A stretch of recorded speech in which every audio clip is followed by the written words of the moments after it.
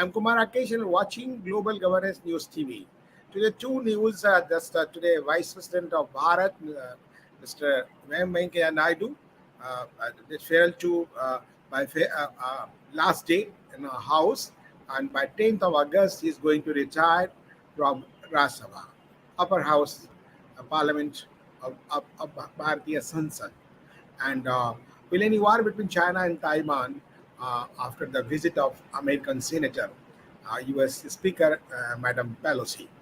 Two news just will discuss one by one. First news is the Modi speech, farewell to M. Venkaiah Naidu, and the scenery of the House.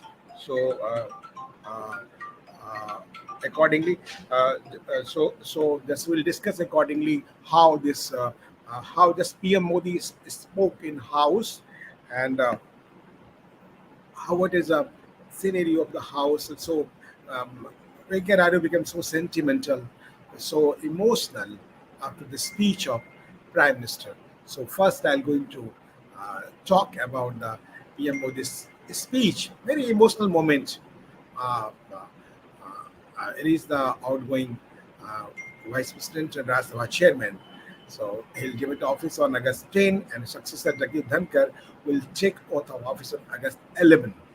So, as Sansad TV tweeted, it's a very emotional moment for this house. Several historic moments of house are associated with your graceful presence, bid farewell to Rajya Sabha Chairman Venkaiah Naidu. Naidu was accorded a farewell in Rajya Sabha Monday today on 8th of August, and other top leaders in attendance. Starting his farewell speech, Prime Minister Narendra Bhai Modi said, "This is a very emotional moment for House. Today, all are present here to thank Rajya Sabha Chairman and Vice President M. Venkaiah Naidu at the conclusion of his tenure. This is a very emotional moment for this House. Several historic moments of the House are associated with your graceful presence," said Prime Minister Narendra Modi in House. And your one-liners are weak-liners. There are win-liners too. It means that nothing more needs to say it, and after those lines, he recalled, "Your every word is heard, preferred, and revered, and never countered." And this is the same style of Prime Minister Modi spoke in Rajya Sabha. This style of our Venkaiah Naidu always is just talk in the lyrical way, a rhythmic way, and he has also a bank of the words. I think the treasury of the words always coin the word, how the appropriate word for the appropriate time. So in Rajya Sabha, giving the speech to outgoing Rajya Sabha chairman and vice president. So today, I think Prime Minister Narendra Modi, he is also the versatile orator, but try to copy the style of Venkaiah Naidu, calling himself fortunate to have closely worked with Naidu in different roles. Prime Minister Narendra Modi said, "Personally, it has been my fortune that I have been here closely in the different roles. I also had the fortune to work with you in some of those roles. But it your ideological commitment as a party worker, your work as an MLA, your activity in the House as an MP, your leadership as the party chief, your hard work in the cabinet, and your grace as the vice president and the Rajya Sabha chairman, I have seen you working devotedly in your roles." The Prime Minister also added that Naidu never considered any work a burden. At the end of his speech, the emotional Prime Minister Narendra Modi said, even though Naidu is retiring from politics, but former will continue to receive the benefits of his experiences. He said, "You have said several times, I am retired from politics, but not tired from public life." This is the pet line of Venkaiah Naidu ji. So your responsibility to lead this house might be ending now, but the nation, as well as workers of public life like me, will continue to receive benefit of your experiences. Prime Minister Narendra Modi, in farewell speech to Venkaiah Naidu ji, also explained the symbolic importance of the years of Independence Day. He said, "We are celebrating such an Independence Day this time when the country president, vice president, speaker, and prime minister all are those people who are born in independent India, Bharat." I'm saying Bharat, sorry, I'm not like the word India. All of them hail from very ordinary backgrounds. So I think it's a symbolic importance. The Prime Minister Narendra Modi also hailed Naidu ji for promoting the use of mother tongue. He said, "You say the mother tongue is like the eyesight, and the second language is like dark glasses, goggles. Such a feeling comes from the depth of the heart.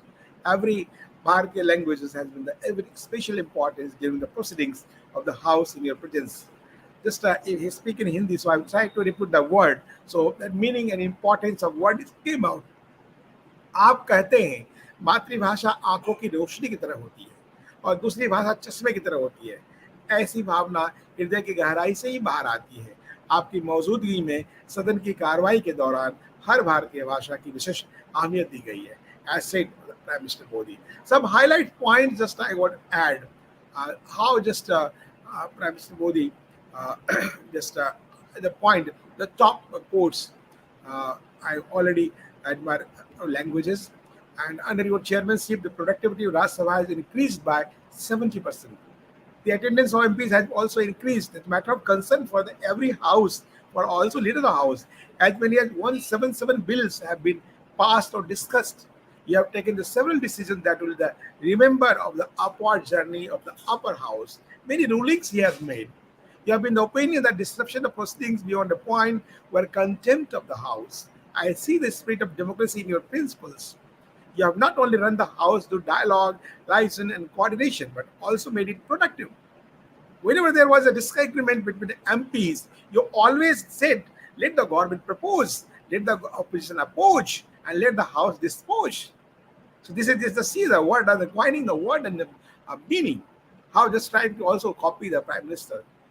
Okay, so we are celebrating independence by this time, country president, and one liner also and a win liner, wheat liner, and personally, as I told when he was president of the party, Venkaiah Naidu ji, Narendra Bhai Modi was chief minister of Gujarat, so you can understand the protocol. So as now time has changed, he's the prime minister of country, and just he is Whitfield too. Uh, all all he's the vice president. So this is a great, really fortune for prime minister for everyone. Mallikarjun Kharge also spoke for the vice president, has a big word. Jairam Ramesh, congratulated, also spoke with the gratitude and also thanks to Venkaiah Naidu how he is smoothly, systematically, rhythmically run the house. This is the great things, and so nicely he has run. So the time of break, after break, I'll come to you again and discuss about the China, Taiwan, and USA.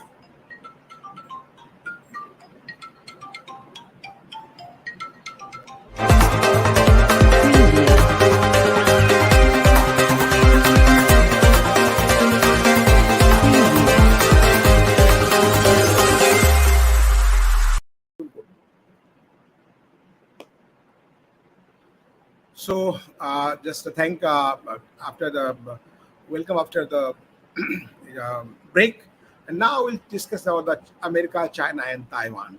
So how China wants uh, resolute response to US Senator. Time has gone. How Taiwan prepares for war with China, puts military on alert ahead of US official visit. And I'll just try to explain how could China invade Taiwan? This is a great question for everyone.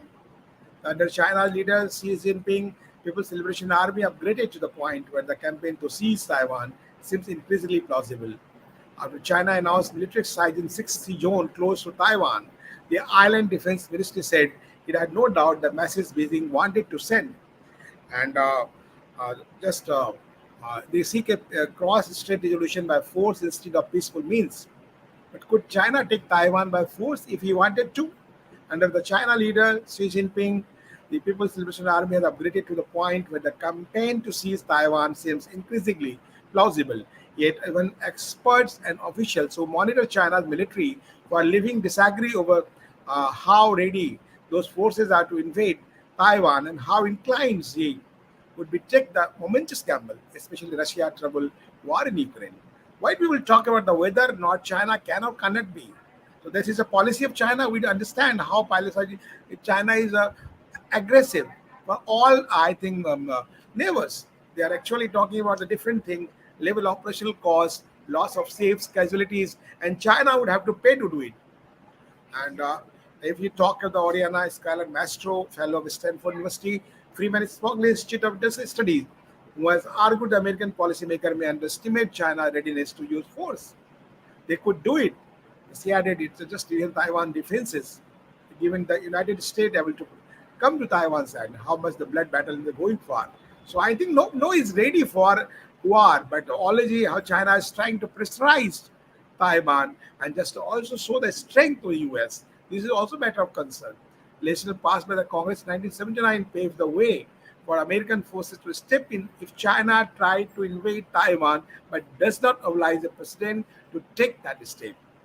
And one key question is very close to the People's Liberation Army (PLA) to mastering the capabilities needed to dispatch tens of thousands of troops to Taiwan by sea or air, establish a foothold on an island, the push outwards the sea's vital sites like ports, railways, and communication hub, as well as cities crowded potential urgent.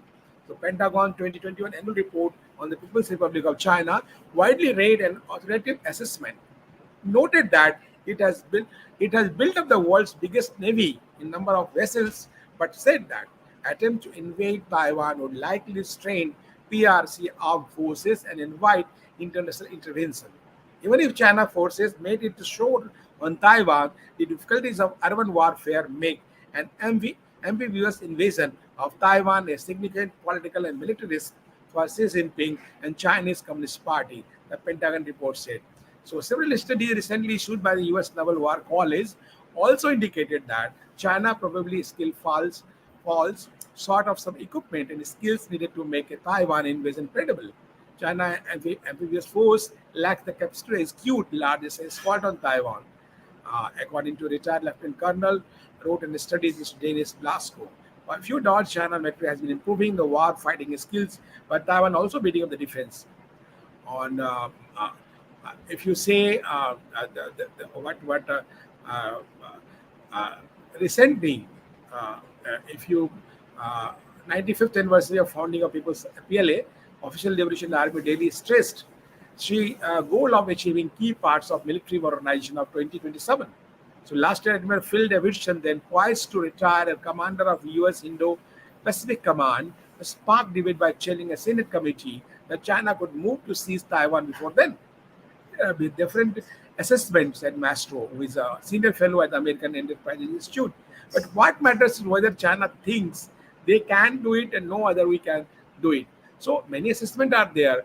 How Taiwan also prepares reportedly the military and high alert and cancels the leave of some official soldiers, and it prepares for war with China according to uh, sources.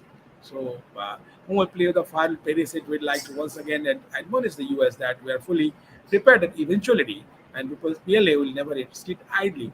So, China Foreign Ministry spokesman also quoted. So, both sides is on the looks like a war path, but how it will happen should be sorry should be or should not be. It depends on the situation and both sides. And once we have been just seeing the situation in Ukraine, how does Russia is doing and behaving with Ukraine, but Taiwan situation is different, as I think, and all the policymakers and thinkers uh, think about that. That both is different way. So we can't narrate and we can't take it in the Taiwan, China is go in the Russia and Ukraine way. That is a different issue with the NATO and the Russia. This is a different issue. This is the if it happened. So it will be the nobody can stop the world war. So I think both are show their strength and the seesaw and wherever India, Bharat is watching very carefully, step by step. So we're making no statement from the Bharat as we have been observing. Let us see, hope for the best, hope for the peace, hope for the world peace and global peace, as we expect as a citizen of country and global citizen, we can say as the both powers, China and America. So they should not go the war path. Always adopt the peace, path of peace, as we believe Vasudhaiva Kutumbakam, world is a family. We should live like that. But China should understand, must understand the philosophy of the peace and non-violence. Thank you very much. Jai Hind, Jai Bharat.